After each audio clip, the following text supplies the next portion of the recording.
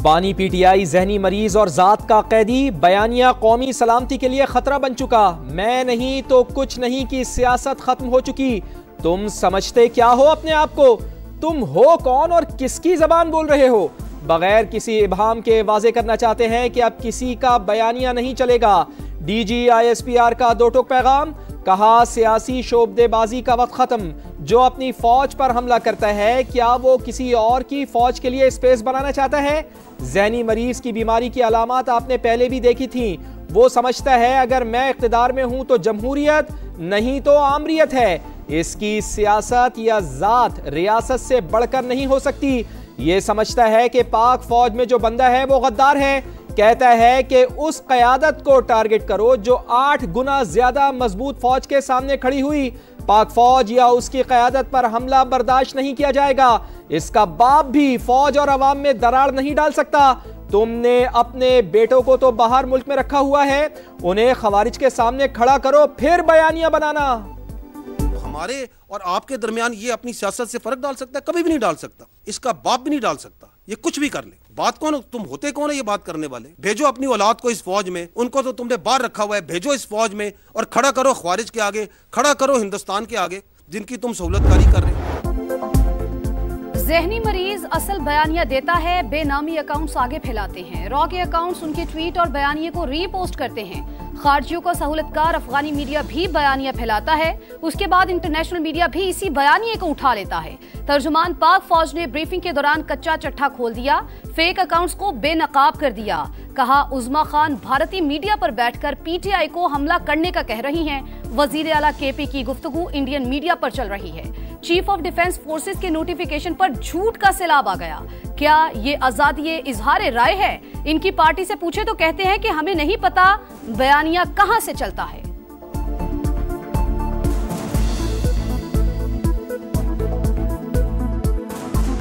अभी ये CDF की आपने नोटिफिकेशन है, हर 10 मिनट 15 मिनट घंटे बाद कोई इधर बैठा वीलॉग कर रहा है, ये हो गया फलाना हो गया।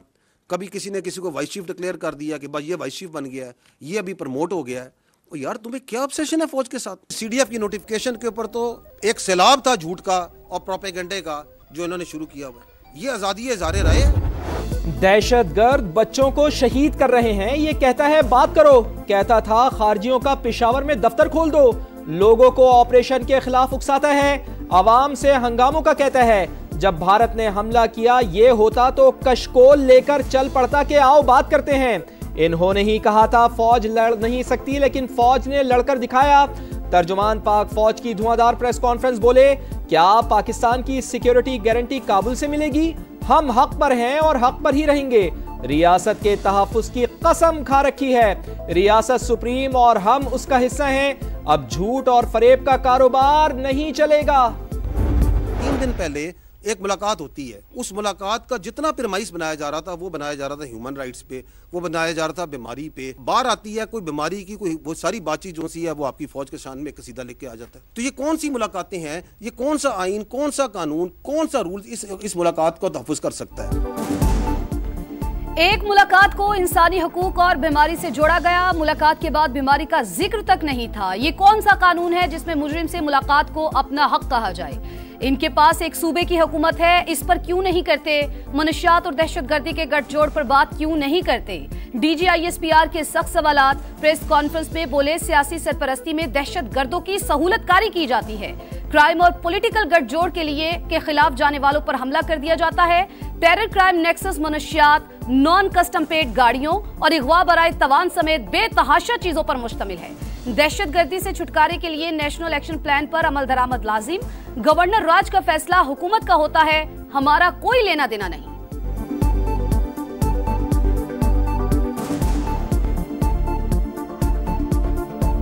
These are the 14 points of the revised national action plan. दहशतगर्दी से अगर आपने छुटकारा हासिल करना है तो आपने ये 14 काम करने। गवर्नर राज, गवर्नमेंट का फैसला गवर्नमेंट समझेगी, nothing to do with you. 9 मई अफवाजे पाकिस्तान का नहीं, कौम का मुकदमा। मंसूबा साजों के मुकदमात फौजी अदालतों में नहीं, हम तमाम मुकदमात बंद कर चुके। फैज हमीद केस के अलावा कोई मुकदमा हमारे पास नहीं।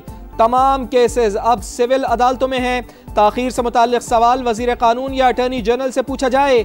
समा के सवाल पर तर्जुमान पाक फौज का जवाब, कहा कोई भी मुल्क अपनी अफवाज के शुहदा की यादगारों पर हमलों की इजाजत नहीं देता। फील्ड मार्शल सैयद आसिम मुनीर मुल्क के पहले चीफ ऑफ डिफेंस फोर्सेज मुकर्रर। सदर मुमलिकत की मंजूरी के बाद वजारत दिफा ने नोटिफिकेशन जारी कर दिया। सैयद आसिम मुनीर बैक वक्त आर्मी चीफ और चीफ ऑफ डिफेंस फोर्सेज तैनाती 5 साल के लिए होगी।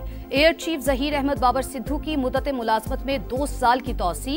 इत्तलाक 19 मार्च 2026 से होगा। फील्ड मार्शल ने कहा सब ठीक है, चीजें बेहतरी की तरफ जा रही हैं, पाकिस्तान अब ऊंची उड़ान भरेगा। सदर मुमलिकत का चीफ ऑफ डिफेंस फोर्सेज और सरबराह पाक फजाइया के लिए नेक ख्वाहिशात का इजहार। वजीर आजम की भी मुबारकबाद। कहा चीफ ऑफ डिफेंस फोर्सेज की तैनाती जदीद जंगी तकाजों से हम आहंग, मुल्की दिफा और तरक्की के लिए तमाम इदारे मिलकर काम करेंगे।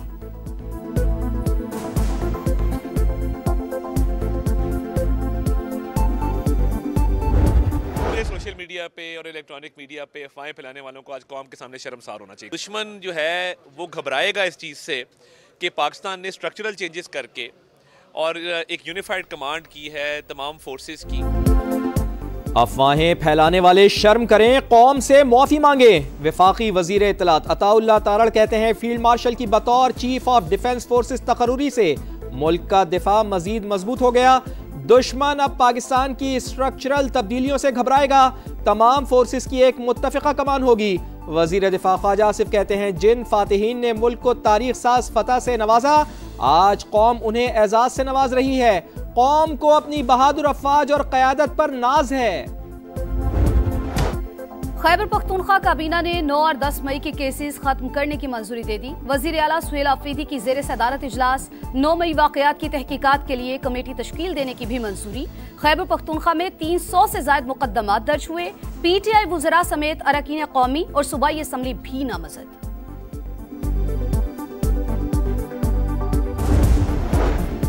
रियासत ने बैरून और अंदरून मुल्क मौजूद दुश्मनों को जवाब दे दिया। अब मुआफी की कोई गुंजाइश नहीं, नया सूरज तुलू होने वाला है। सेनेटर फैसल वाडा कहते हैं रियासत का जहनी मरीजों को सीधा और साफ पैगाम है, मुल्क और फौज के खिलाफ दुश्मन का बयानिया लेकर चलना गद्दारी है। दोनों फ्रीक टेबल पे बैठें, एक दूसरे के मौक़िफ़ को कन्फ्रंट करें और उसके बाद किसी कंसेंसस पे पहुंचे। जमहूरियत जो है वो डायलॉग से आगे बढ़ती है, डेडलॉक से आगे नहीं बढ़ती। पार्लिमान के फोरम से हुकूमत की फिर PTI को मुज़ाकरात की पेशकश। वजीर आजम के मुशीर राना सनाउल्लाह कहते हैं जमहूरियत मुज़ाकरात से चलती है, डेडलॉक से नहीं। मुज़ाकरात का ऑप्शन आज भी मौजूद है। PTI जिनसे बात करना चाहती है वो बात करना नहीं चाहते। हम डायलॉग के लिए तैयार हैं, आप भी तैयार हैं तो आ जाएं। किसी कैदी को रियासत के खिलाफ इक़दामात के लिए मुलाकात की इजाजत नहीं दे सकते।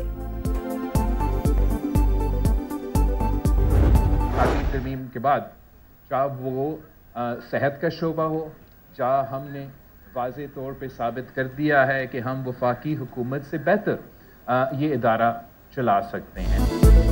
माली वसाइल सूबों को देना गलती नहीं, सिंध हुकूमत ने साबित कर दिया कि वो विफाक से बेहतर इदारे चला सकती है। चेयरमैन पाकिस्तान पीपल्स पार्टी बिलावल भुट्टो जरदारी कहते हैं अगर सिंध हुकूमत टैक्स हदफ पूरा नहीं कर सकेगी तो अपने वसाइल से फर्क को पूरा करेगी।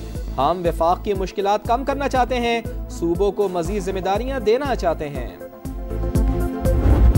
अफगान बॉर्डर खोलने से कत्लेआम होता है तो सरहद बंद रहना ही बेहतर है। अफगान तालिबान रजीम को यकीन दहानी कराना होगी कि उसकी सरजमीन पाकिस्तान के खिलाफ इस्तेमाल नहीं होगी।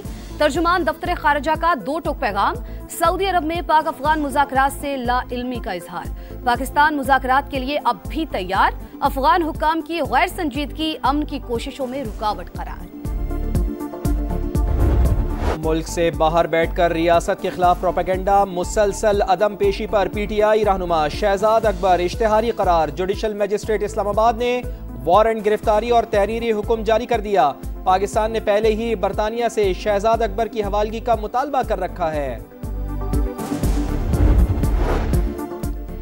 खैबर पख्तूनख्वा और शिमाली इलाकों के ज़राए मवासलात की बेहतरी के लिए इनकलाबी इकदाम। शाहराए कराकरम के मुतबादिल मानसहरा, नारान, झालखंड, चिल्लास, मोटरवे जैसी शाहरा का मंसूबा।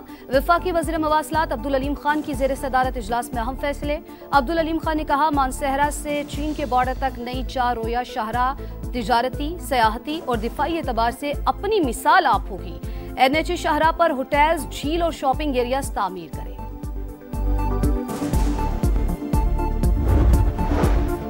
वज़ीर आला पंजाब की ज़ेर सदारत खुसूसी इजलास। पैराफोर्स की कारकर्दगी के जायजे के लिए जल्द बॉडी कैम लगाने का हुक्म। इलेक्ट्रिक व्हीकल्स फराहम करने की हिदायत। State of the art training centre कायम करने की मंजूरी। मरियम नवाज ने कहा, कानून जरूर नाफिज करें लेकिन अवाम के साथ रवैया दुरुस्त रखें।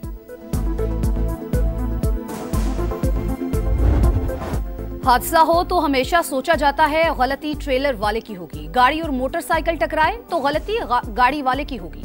ई चलान की मुखालफत हुई लेकिन ट्रैफिक निजाम को बेहतर ही करना होगा।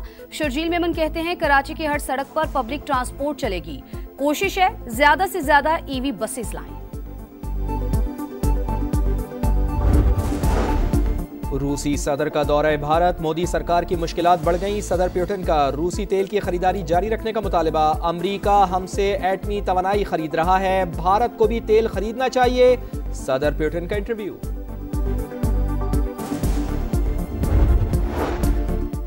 जंग बंदी के अगले मरहले में भारी हथियार छोड़ने के लिए तैयार हैं। गजा की हुक्मरानी से भी दस्तबरदार होंगे। हमास के सीनियर रहनुमा की अरब मीडिया से गुफ्तगू। इसराइल पर गजा अमन मंसूबे की राह में रुकावटें डालने का इल्जाम।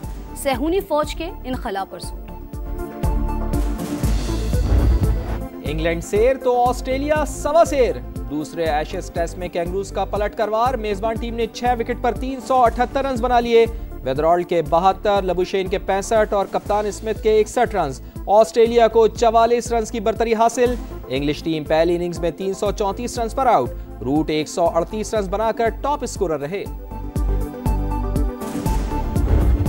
कराची ब्लूज को डोमेस्टिक क्रिकेट की बादशाहत मिल गई। 10वीं मरतबा कायद-ए-आज़म ट्रॉफी का टाइटल जीत लिया। लाहौर में खेले गए फाइनल में कराची ने सियालकोट को 218 रन से हरा दिया। दिफाई चैंपियन दूसरी इनिंग्स में 314 पर आउट। साकिब खान की इनिंग्स में 5 और मैच में 9 wickets. Chairman PCB Mohsin Naqvi ने चैंपियंस को ट्रॉफी।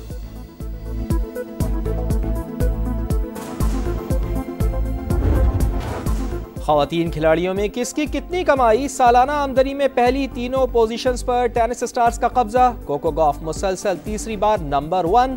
2025 में $31 मिलियन कमाए। सबलांका का दूसरा, एगा श्यान्तिक का तीसरा और चीनी स्कीयर एलन गॉय का चौथा नंबर।